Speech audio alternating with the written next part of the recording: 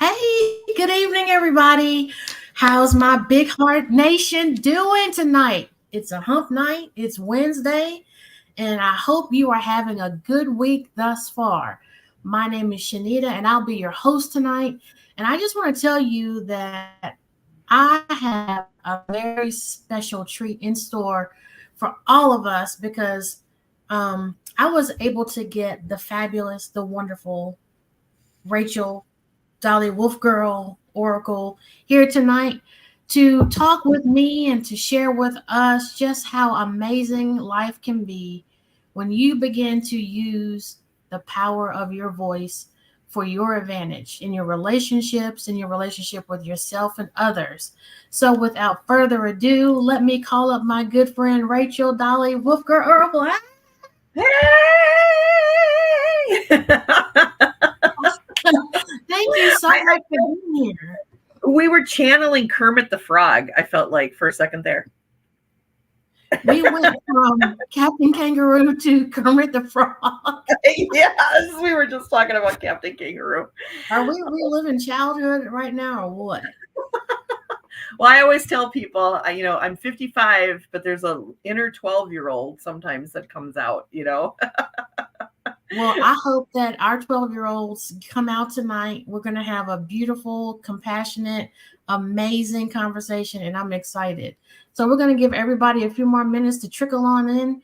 Let's see. Right. Hi, Teresa. Hi. And hi, Sin. Sin, let me ask you a question. Have you been listening to any waterfalls at night? Uh-oh. Remember, she said, "No, I can't listen to that. It makes me have to go use the bathroom." Yes, yeah. No trickling water, waterfalls, thunderstorms. No trickling water, right? Yeah. I don't blame you. I don't blame you. She said, "Ha ha." See, I can be funny sometimes. So it really feels good to be here. This is a beautiful month. We're at the start of spring, and that means new life, new beginnings, freshness, vitality, all that wonderful stuff coupled with pollen. So my allergies are acting up, but I'm going to power through this tonight because honestly, this is very near and dear to my heart. Using your voice because for so many years I didn't know how to. And I didn't even think, Dolly, that I deserved to be able to speak up for myself. And Right. so now that I'm on the other side of that, I'm like, oh no, more people are going to come with me and be free. So, yes. So, I'm excited about our topic tonight. I am somebody who suffered from many, many years of stifling my voice. So I feel you on that. Oh, look Well, at it. Amber just came. Teresa said, oh, hello, everyone. I'm so hey, glad you're here. everyone. Sin, you've had a Mercury retrograde. I guess I can put this. I'm so used to watching people. I forgot I'm the host this time. I've had a Mercury retrograde day and was wondering if you would even be here. Oh, yes, ma'am. Now we have to tell you a story about that though, Sin. Oh, We yes, ma'am. did have our struggles with getting this to work. So but we did But it. you can't keep a good woman down. You certainly can't keep two good women down, right? That's right. So let's go ahead and get started for tonight. I'm so grateful for everybody that's here. I'm grateful for everyone that is to come, and especially everyone that's going to watch this on the replay. Thank you for sharing your time and attention with us. And we want you to walk away feeling empowered, feeling equipped, and just feeling like the overall badass that you really are, right? Tonight, we're going to help reconnect you to that person. So, I like to start out things. I'm going to read us a quote. Our start sound to help ground us and to get us focused together. So let's start with our quote for tonight. It's by Dr. Michael Reverend Beckwith. Behind every problem, there is a question trying to ask itself. And behind every question, there is an answer trying to reveal itself. And behind every answer, there is an action trying to take place. And behind every action, there is a way of life trying to be born.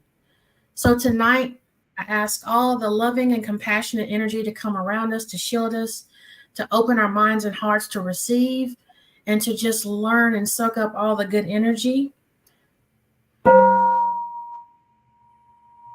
Give thanks and gratitude for the beings that are here with us. We give thanks and gratitude for all of the love that surrounds us.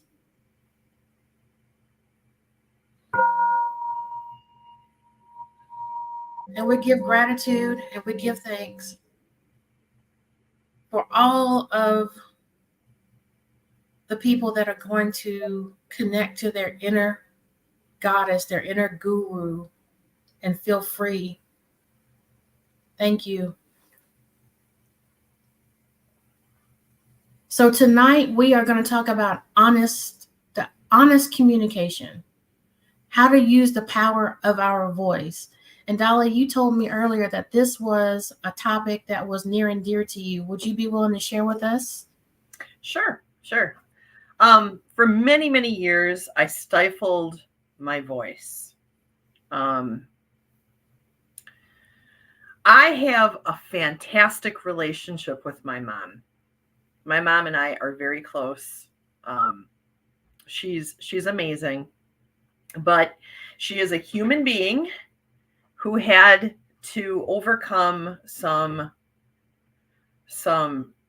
self-loathing. Okay.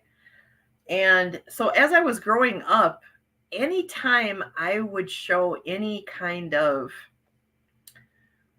spark of ingenuity or any kind of inclination in something, like a project or a science, or, just anytime I showed like I could really grasp whatever this was and was excelling at it, I was met with a strong pushback from my mom, a strong jealousy pushback. And for many years, I didn't understand really what was happening. All I knew was that my mom was very upset with me for something. And it didn't make sense to me why she would be upset with me excelling at something. But it caused me to sort of stifle who I was and what I was interested in and what I wanted to do in favor of her love and acknowledgement, if that makes sense. So I stopped being who I was and started being somebody else. I started just like a chameleon of being like what my mother wanted me to be. And little by little, more and more and more resentment was building up because I wasn't saying, hey, Mom, I want to try to do this. Or I feel like I'd be really good at this. I just did the things that she told me what I should do. I started playing clarinet because she wanted me to play clarinet. I started roller skating because she wanted me to start roller skating. I listened to certain kind of music and dressed a certain kind of way because that was what she wanted me to do. And I wanted her love and her acceptance so badly that I would have pretty much done anything to just make her feel proud of me. Mm-hmm. But what I was doing was giving up who I really was, stifling who I really was. And that resentment kept growing and growing and growing and growing until I turned about 15. And I was just like, enough of this. I don't want to play clarinet. I want to play drums. I don't want to dance skate. I want to speed skate. Mm-hmm. I don't want to listen to Christian rock. I want to listen to heavy metal, and I want to listen to R&B. I don't want to listen to the stuff that you're listening to. And I started to draw myself away from my mom, and started to do my own thing through rebellion, not through my voice. It wasn't that I said to her, this is what I want. I rebelled.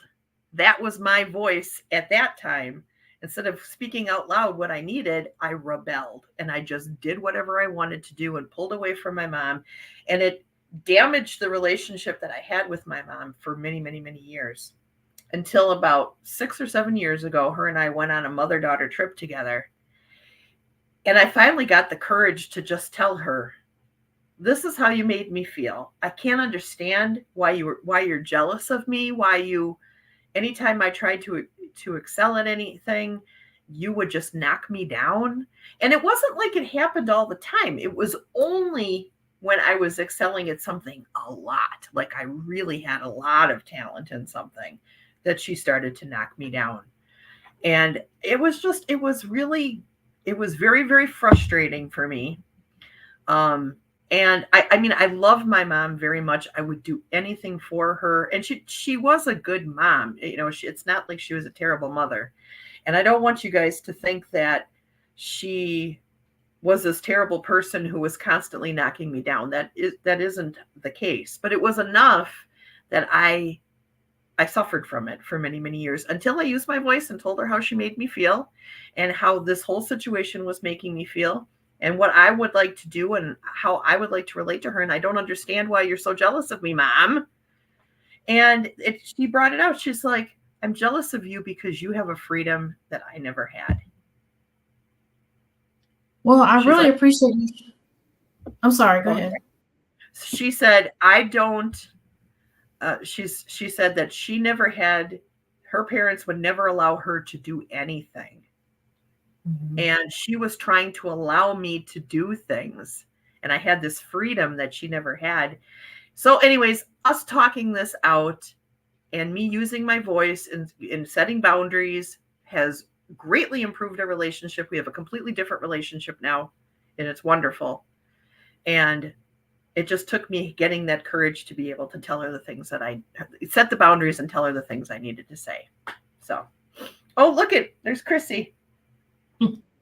Well, welcome everybody that's come in.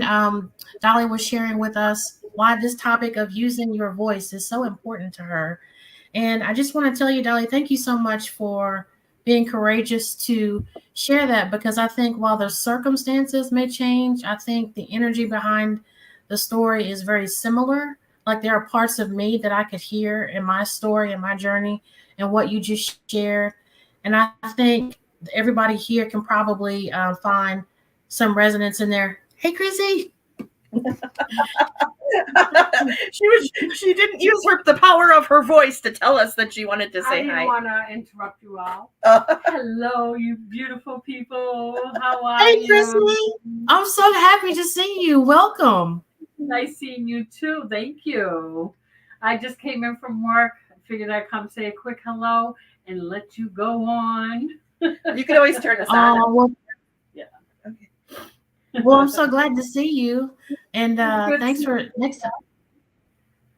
Yeah, you're welcome to pull up a chair and stay if you want.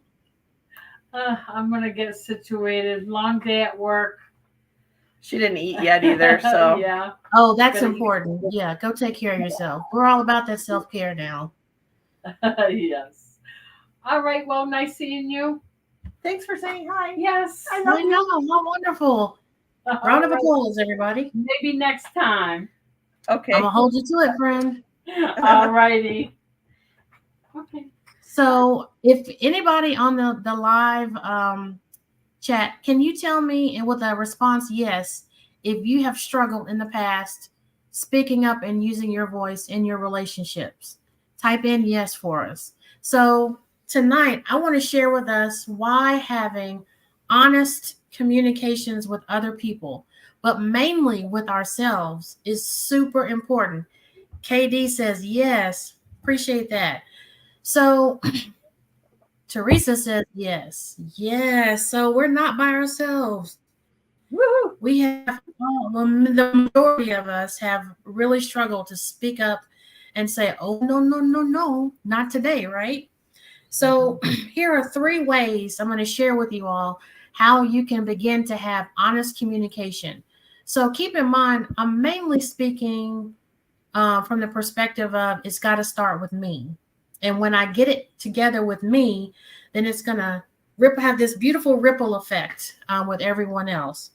So the first thing I want to share with you guys is when you speak, say what you mean and mean what you say. Yeah, just like cut and dry. Say what you mean and mean what you say.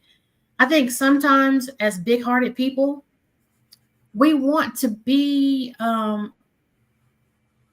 many things to many people, right? So we're very fluid. So I'll say and do this with this person, so on and so forth. And next thing you know, I'm sorry, what was that? I said chameleon. Yes. We chameleon, yeah. And you do it so well, you're not even realizing, that you're doing that. So first point, say what you mean and mean what you say. All right. Second point, you got to establish clear and consistent dialogue with people. Because, and this is why that's important, they need to know very clearly what your intentions are, because it gives them the ability to decide whether they can meet your expectation. Mm-hmm. And if they can't meet your expectation, guess what? You get to decide whether you want to deal with them anymore. Mm-hmm. So clear, consistent dialogue stating your intentions so that they can tell you whether they can meet your expectations for the dynamic that you're in. And the last one tonight is super important. Now, is there anybody on this live that's ever been a people pleaser? Oh, I have. Me? Oh, KD says she's been a people pleaser before. Okay. Guess what? When you are a people pleaser, you are at risk of losing your self-identity. You become what you need to be to that particular person. You don't even know who you are anymore. And that's a scary place to be, because it can lead you to feelings of resentment and isolation. And in any relationship, who wants to be isolated? Right? I think the majority of us can deal with resentment. Like, we've been there, done that before. But the isolation, oh my word. So what are you guys thinking about this? These three things. So let's see. My relationship with my daughter is a bit difficult. I don't know how a hippie peace freak raised a conservative Christian daughter. So I also want to thank you for sharing that, Sin. If anybody has any direct questions they want to ask, please feel free. I can be in coaching mode and help you guys with this and walk you through some things. Let's see. Let's see. Oh, Sin also says she's a long-time people pleaser. Me too. That was a hard habit to break for me. Let's see. Colorful Foresight, that I don't know if you see her in the chat. That is Sylvia. Hi, Sylvia. Thank you so much. Yeah, so speaking up, I've been doing videos this week about speaking up and using your voice. Yeah, they've been. And let me tell you, the reason why all of this is so important to me is because I want to protect my peace at all costs. Like, I'm so OG gangster about it that I have gotten to the point where if you even begin to give me side eye, you out of there, right? But see, that was cute. I can't. See, that was cute. But you know when that energy comes at you. Oh yeah. When somebody is trying to challenge you, because there's a difference between asking a question and being questioning. Mm-hmm. And if I feel like your heart is pure and sincere towards me, you can ask all the questions you want. But to question me on stuff, no. Mm-hmm. So what would be the proper approach? Let's say you are somebody and you have questions. Like, I'm seeing you do something and I'm like, I'm not understanding what's going on here. How do I approach you in a way that would make you open-armed to listening to my question and receiving my question, and also not feel like you have to attack me back because I asked the question? Like, how do you engage in that? See, what you just did, that wasn't a sincere question. And you worded it in such a way where you told me up front, I'm genuinely curious. Would you mind helping me further understand? That's what I heard.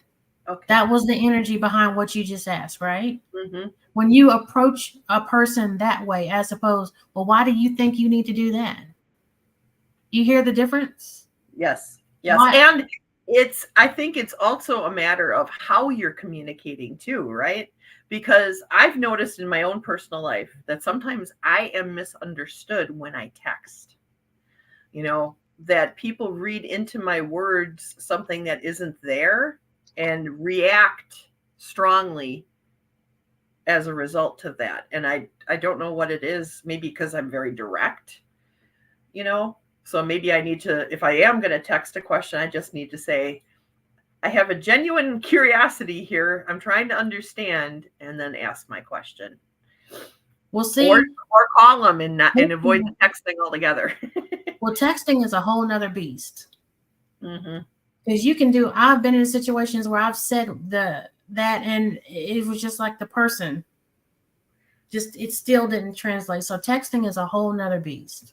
It really is. Right. So Right. Katie Moonchild says tone is so important. Yes, ma'am, it is. Yeah. It absolutely is. And then if I know you and I know your heart, we have history, and I know that's not even your style to be antagonistic. Mm-hmm. Right? Right. So that right. having that relationship, that rapport built goes a long way. Mm-hmm. But one of the biggest things that I've heard in my coaching sessions recently is it's that people are afraid to be vulnerable, to speak what their need is, and to dare to ask for that need to be met. Yes. And then there's years and years and years of that habit being played out in multiple directions, multiple relationships, but it creates this fortress of hurt, resentment, fear. Yeah, and I think like in the case with my mom, a couple times I did try to talk to her. I started to like open the floor for discussion, so to speak. And whatever I said made her feel like I was attacking her. And then there was this whole big, long, drawn out period of time where everything that I said, she would turn against me. What is that called when people do that? When they make you feel like you're crazy? Gaslighting? Gaslighting, yes. I would go and I would say, hey, I want to discuss this. And because I was discussing something about her behavior and how it was making me feel, she must have felt like attacked or something. And it turned into this giant gaslighting thing where for a period of days, she was like explaining to me how terrible it was for me to do that, which put me into I'll never do that again. I'll never approach her with that again. And then I felt like there was a dishonesty that started to build between the two of us. I just wiped her out of telling her anything about anything that I was doing with my life. I didn't include her in anything, to the point where like even some of the most important things in my life that I did, I gave her very, very, very limited access to, because I was like, I don't want to be in that situation again. I don't think that she would do that now. I think that once her mother died, she changed. She turned into a different person. And I really see how her life with her mom was really kind of the catalyst behind everything that I was experiencing, but as a little girl who needed her mom to be somebody who made her feel safe and loved, and who needed her to be approachable, and that wasn't there, that had a strong effect on all the relationships that I've had with women since that time. It's made me very, very untrusting of, I don't trust people in general. That's starting to change in me. you know, Mhm. as I, you know, conquer these shadows as they come, you know. But for a long time, I couldn't have like real deep, meaningful, vulnerable relationships with people because I was so afraid after all that, you know, after that experience as a kid, you know. So I think it's interesting that the majority of us that have struggled with this in the past and are working through this, how we are gravitating to being of service to other people and helping other people. I just find that so incredibly fascinating. mhm. And for those that are here tonight, like when you were struggling with this, or even if you still are, did you find that you lost a part of yourself, or you had such a difficulty opening up and speaking up what you needed that you just lost a bit of you? Did anybody ever struggle with that? Type yes in the chats if that was your experience. Let's see. Katie said it is hard to realize that our parents are human and full of a past that we know nothing about. That is Right, so true. Because I right. think one of the things that helped me heal and get over it was to realize that my mother was a woman. She was Yes. before she was my mommy.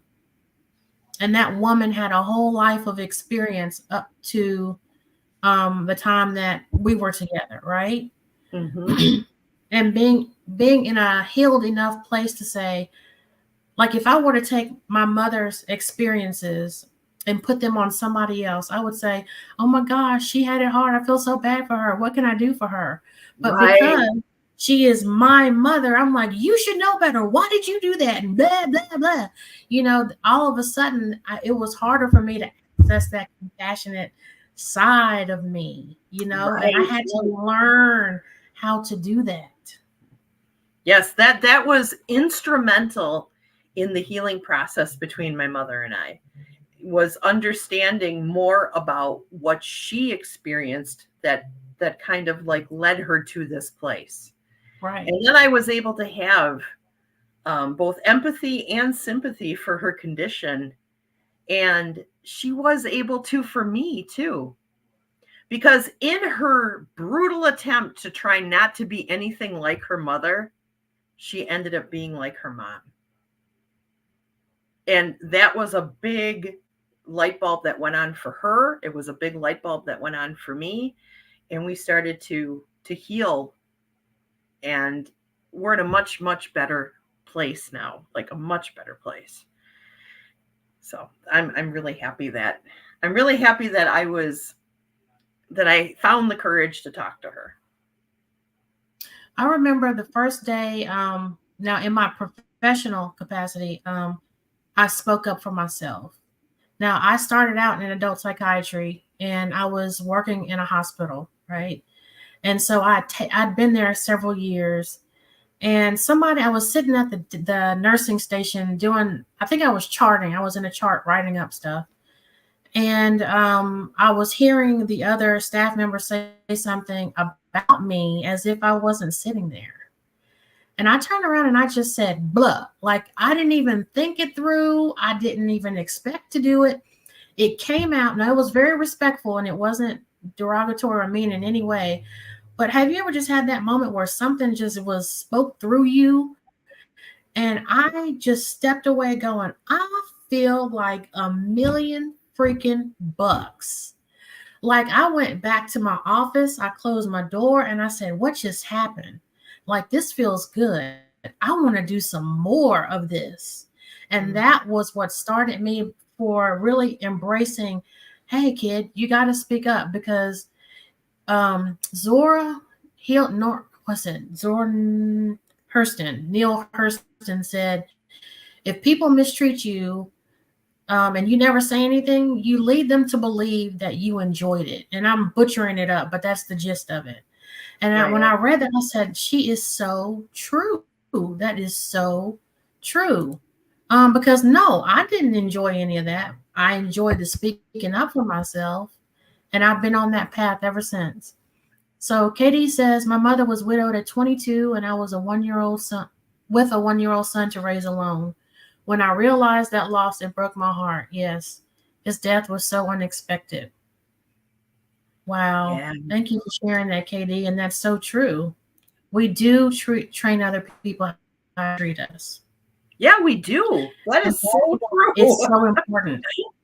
But that goes back to point number 2.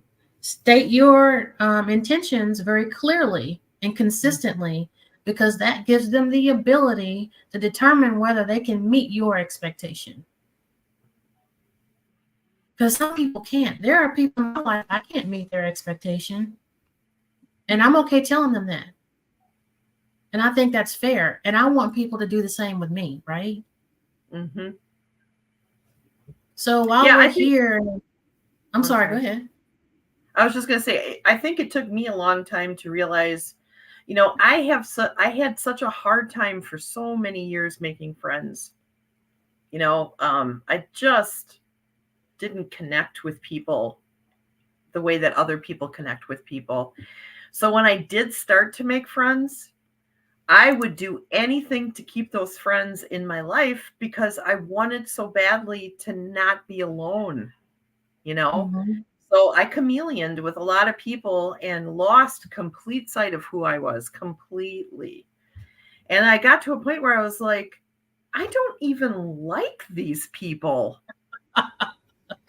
Why am I doing this? And I really did. I shed a lot. I went from having a lot of quote unquote friends, okay, to nobody again for a while, and until I could regroup and refine myself and start making friends again, because I was like, what am I doing? What the heck am I doing? Who am I? Who is this person? And yeah. And now I love myself. But it's amazing what it takes for us to get to that point where we tell ourselves, I'm done. Yeah. It's just, it almost breaks my heart to know that we, or many of us, tolerated so much, before we got to that breaking point of saying, oh man, this isn't gonna fly anymore. Mm-hmm. But I'm so grateful that you have gotten to that point, and that I've gotten to that point, and so many others. And it's just like, we got to protect our peace.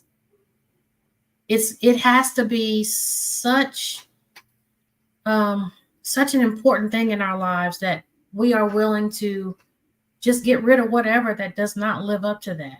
I mean, I think I told you earlier, I'm at that point in my life where you give me side eye and I feel like you're coming from a bad place, you're done. Like I used to be one of those women back in the day, potential. If you have the potential to be a great person, I can work with you. And now it's just like, I'm an adult, you're an adult, figure it out. Maybe later down life road, we can, Right. commune with each other. But right now, I just don't even have the energy to deal with that anymore. Mm-hmm. Yeah. So Sin says, it's only taken me 6 decades or so to let it out. Let it go. Yes, absolutely. Thank you for sharing that, Sin. Yeah, I mean, Oh, I like what Katie said. You owe no explanation to anyone for who you are. Katie said that to me years ago. I mean, Katie and I have known mhm. each other for years and years, and she said that to me years ago. And I remember thinking to myself, she's absolutely right. She's absolutely right. I do not have to explain why I am the way that I am, or why I like what I like, or anything. I just need to exist, and I get to do that. I get to exist as I am. I'm going to grow. I'm going to change and evolve as I learn new things and become older and wiser, right? But who I am right now is just fine. I don't have to explain myself. Do you feel like, and this is a question for everybody, do you feel like there are people in your lives that still demand that type of behavior from you? I think my mom does still a little bit, you know. I think that she would, but she doesn't push it anymore like she used to. She doesn't push it. Um, but I think, there's thing. I think she'd like me to go to church every Sunday with her, you know, but I've made it clear to her that's not my jam, you know. Right. it's not my jam. So Right. We are all unique, and time to celebrate that fact. Katie, Howard. right on. Yep. Like, seriously. Yeah, I'm down with that. So does anybody in the chat have any questions or anything we can help them with? I mean, we got these 3 points. Does anybody, after hearing these 3 points, does anybody struggle with that? Like making sure you may say what you mean and mean what you say. You establish clear and consistent intentions with people. And then the last one is don't people please because you're at risk of losing yourself and building resentment, and isolation can creep in. Does anybody have a problem or see that they might struggle with that?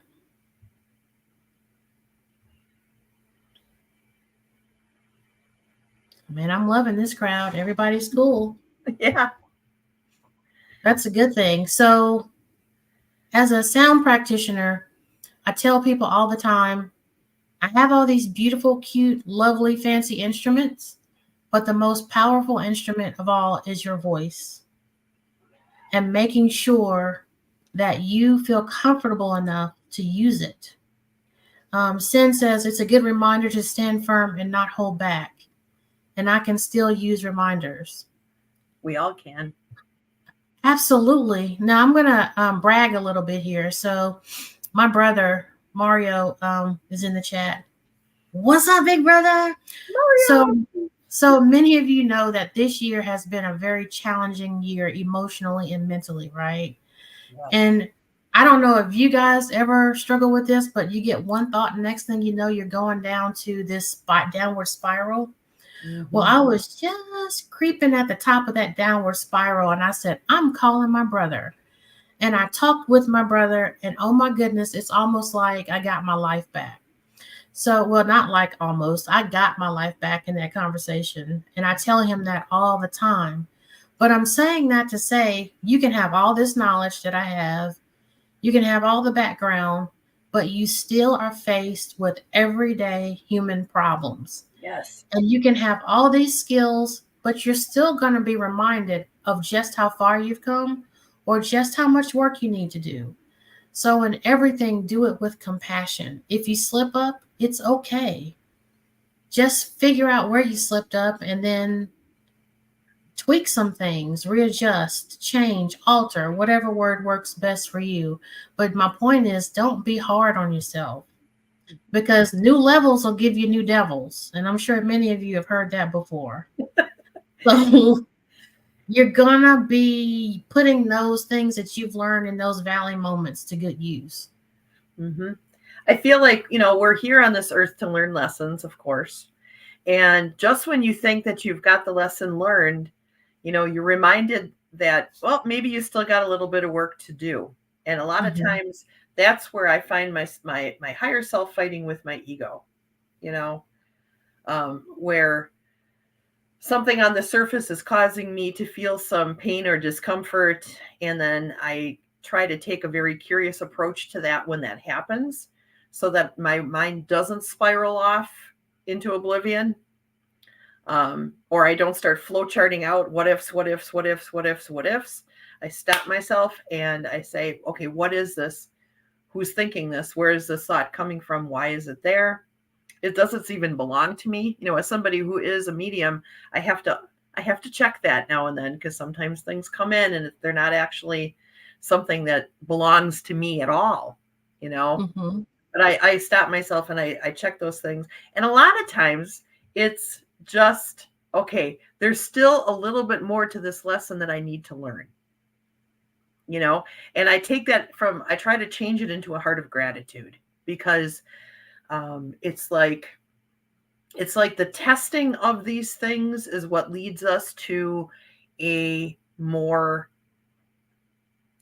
enlightened and well-rounded life, so I feel like so in other words, I don't look at these tests anymore as frustrated and angry as I used to. I try to approach it from point of curiosity so that I can figure out what it is exactly that I need to learn out of this, and try not I to think feel that's resentment towards the person or people or situation that brought it to my attention. I try to just take it from a heart of love and learn the lesson that's involved in all that, without losing me, without changing my authenticity, in the process. I love that. Yes, yes, yes. I think one of the things that I was hearing as you were speaking was, if you are someone that's been a lifelong a people pleaser or somebody that has shut their voice down, what is a good first step, a good soft step into turning that around and using your voice to empower you? And so one of the things that I would suggest is start with the very little things. For example, if you go out with your friends and you're at a restaurant and your order is done improperly and do you tell somebody, or do you just say, "Oh no, I'll just eat it"? If you're trying to do better, that is an opportunity for you to say, "I know you guys are working hard, but could you please make this the way I really wanted it?" Mm-hmm. So it starts with those little things, and soon you'll find yourself all the way up to the bigger things like, "No, get away from me. I don't like your energy." Boom, get away. Mm-hmm. So again, in all your attempts, be kind to yourself, be compassionate, but step out there on courage and being brave and saying, "No, I like my steak the way I like my steak." And that's okay. Mm-hmm. you know so taking that's a good first step for people. Try the little things and speak up in that way, Mm-hmm. and just make sure that you are honoring yourself, that you make a pact with yourself that you're not going to let people violate you, or you're not going to violate yourself anymore. Mm-hmm. I used to tell clients all the time, you're the only person that can disrespect you the most. Right. That's so true. You are the only person that can disrespect you the most. Yeah. Through allowing other people to do it and not defending yourself. Because they're going to walk away thinking that you enjoyed it. Or it's okay for them to do that. Oh, it Mm-hmm. doesn't matter. He's not going to care anyway. When secretly you are. You are. It does hurt. You do care. And you should not have to deal with that. So Right. tonight we want to help empower you to feel more comfortable to say, "Look, I'm a badass and I'm going to walk as such." You deserve that. We are protecting our peace in 2024, okay? We're going to find it for you. You're going to rediscover. And when you get it, you are going to protect it at all costs. You truly have to approach these energies out here in this world that way. Because Yes. things are crazy out here in 2024. Yeah. I don't know if anybody else feels it, but there just seems to be, and I know there's planetary things going on, but it just, you got to get to a space where you say, "I'm not playing with me anymore. And I'm certainly not going to allow anybody else to play with me." Mm-hmm. And they can feel that. I think if you can put a hard boundary down too without it being insulting or antagonistic. I think there's a fine art in that, in communicating that you feel very strongly about something without turning it into, "I'm trying to attack you."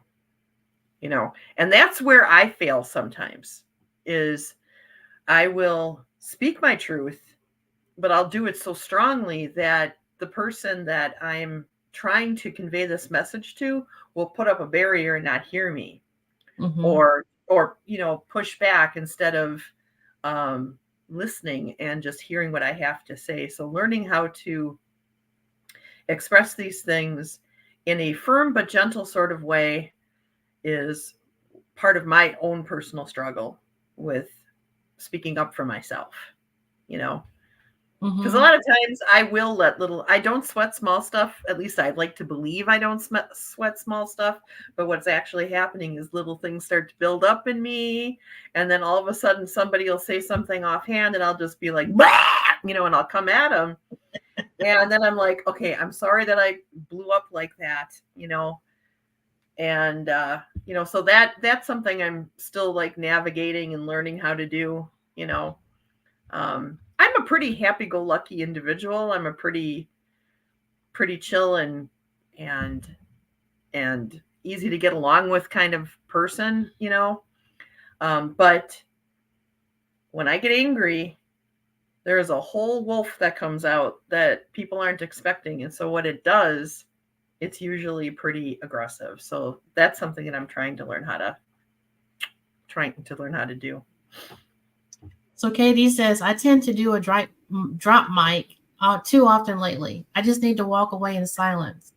I get it. But you bring up a great point, Dolly. I think the way I would respond to that is, yourself pretty well, right? So when you find yourself in that situation, it's like, speak in a way that would be authentic to you. Like, for example, I'm very quiet. Like, I do the majority of my talking at work. But outside of that, I'm pretty quiet. So when somebody is hitting my last nerve threshold, I'm still quiet. I'm looking at you and I'm like, if it's possible for me to leave and just get out, that's what I'm going to do. Now, I have no problem taking it there verbally either, but I have to be so upset. And you had to have really disrespected me to the point where I feel like my life is in danger or something like that for me to go there. Mm-hmm. But that's the only time. So I think your style, how you would normally talk. Because to me, I weaponize silence because I'm just going to look at you and go, are you through?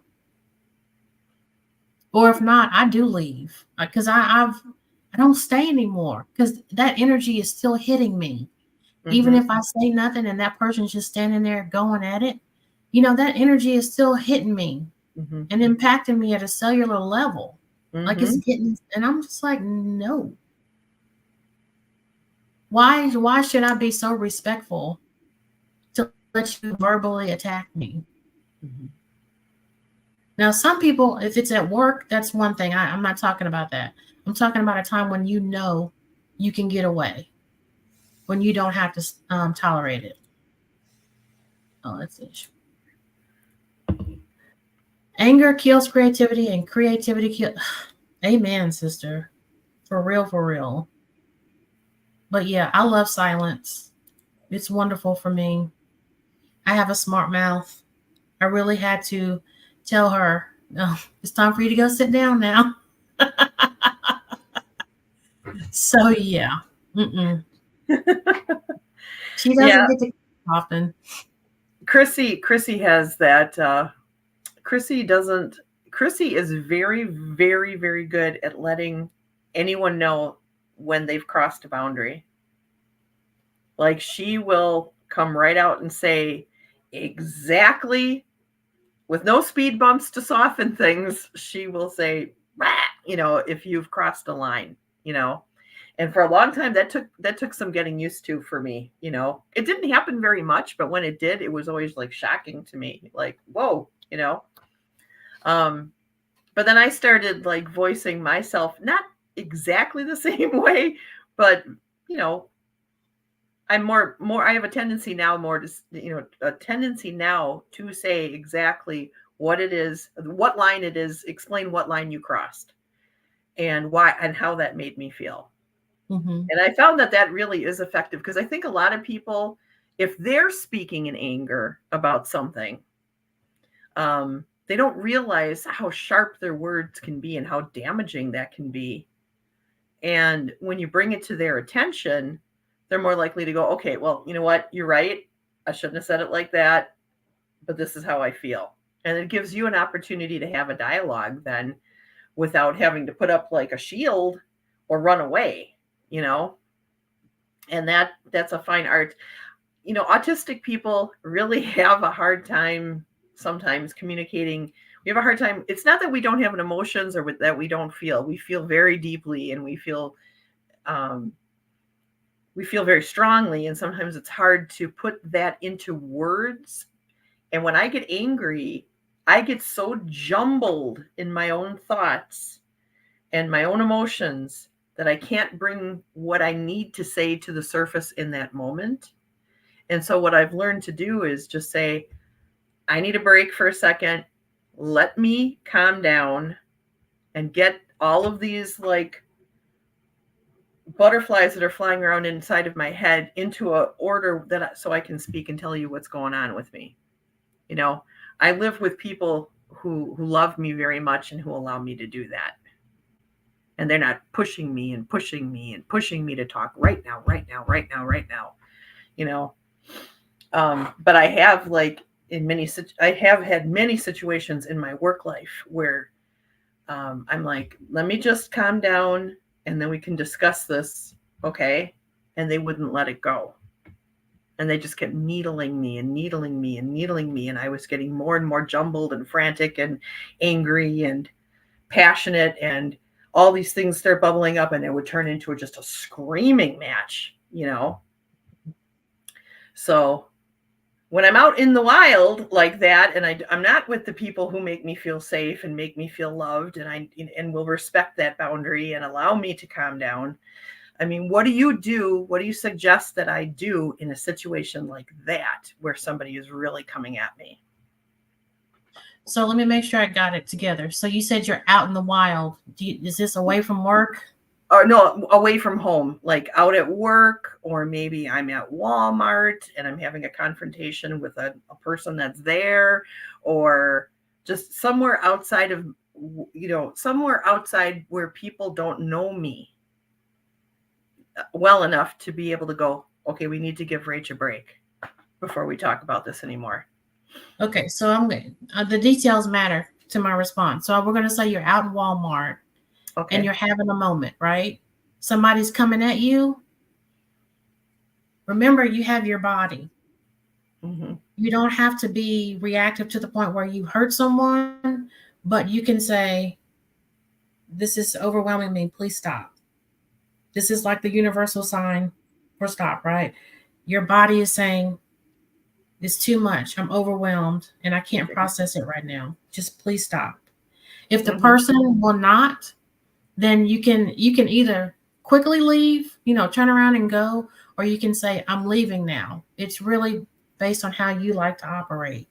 I'm mm-hmm. leaving. I'm not saying anything because to me, that person is irrational. And I can't rationalize with someone that's in a state of irrationality, right? So mm-hmm. I'm just going to say, I'm out like that and quickly leave.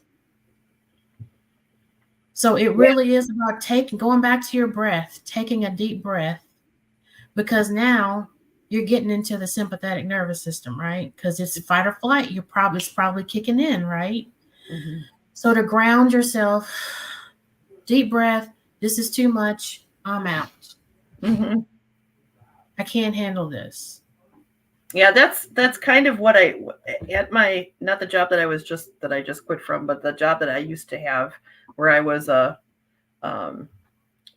manager at another place that I worked at. There were people who worked there who liked to draw an action out of me, to draw, they liked getting me upset, and they liked that power, I think, that they had over me. They know exactly how to push my buttons and what to say to get me fired up. Mm-hmm. And that's pretty much the way that I'd handle it. I would just put my hands up and walk away and allowed myself some time to cool down. And if they followed me, I would snap around and be like, don't follow me. Right. And usually they would just back off then. But yeah, that's something that I struggle with, that when you get to that moment where you're on the verge of either losing control and doing something that you're going to regret, or say something that you're going to regret, and pulling yourself away from the situation. Because a part of me, when I get angry enough, really does want to fight.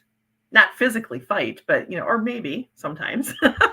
But I want to be right. Yes. And I want you to understand why I feel like I am right. But I can't even I reach a point where I can't put that into words even in this moment. I can't explain it to you in this moment because I'm so enraged now. And so one of the things I would say is, this is why knowing yourself is so important. It's critical because you're going to start to have a lot of physiological responses before you emotionally get to that point. You're going to be triggered long before you get to where you got your dukes up, right? So knowing that, and the second, like if you're literally by yourself and that situation happens, the second you see this is some foolery, it's time to go. So you've just wiped out all that other stuff. But if it sneaks up on you and it happens and you're by yourself, this is overwhelming me. This is not good. Safe for me. I'm out. Now, if you have someone there and they know you, like say, for example, it was me and I'm with you in Walmart, I'm going to already step in. Oh, yeah. Well, believe me, if Chrissy's with me, there are no problems. Because Exactly. And she will take care of. She will So take care I of think the people we have, well, people we call friends, close friends or whatever, they should know us well enough to know that if we are stuck in paralysis and we're not as quick to defend ourselves as we know we can, that's where that friend comes in and says, okay, she's not responding. Let me step in. Yeah. But we first have to do that by the second you feel something is uneasy, not safe, that's when you have to take the decisive action right then. Just my humble opinion. Because if you linger and you linger and you linger, it's that downward spiral motion, right?